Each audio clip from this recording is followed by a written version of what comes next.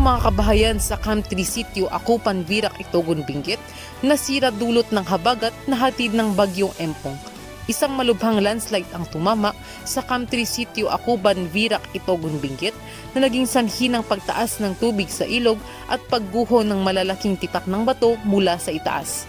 Ang insidente ay nagdulot ng malaking pinsala sa mga kabahayan ng mga residente kung saan ilang mga bahay ay nasira matapos rumagasa ang malalaking bato at tubig sa looban mismo ng kanilang mga tahanan.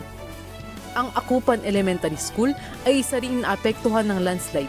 Pumasok ang tubig sa loob mismo ng paaralan na nagdulot ng pagkawasak ng mga kagamitan at gate ng paaralan. Dahil sa panganib ng dala ng landslide, ang mga residente ay nag-evacuate para sa kanilang kaligtasan. Sila ay kasalukuyan nakupahan upang may matirahan.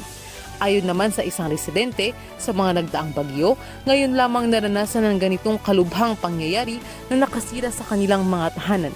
Sa kasalukuyan, ang pamahalaan ay nagbigay ng relief goods para sa mga residenteng naapektuhan ng landslide.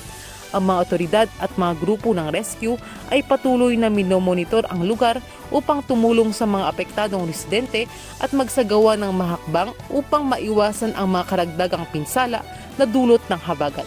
Mula rito sa Akupan, Virac, Itogon, Benguet, ako si Marjorie Alferez para sa Mata ng Agila, Northern Luzon. Matatag, matapang, matapat.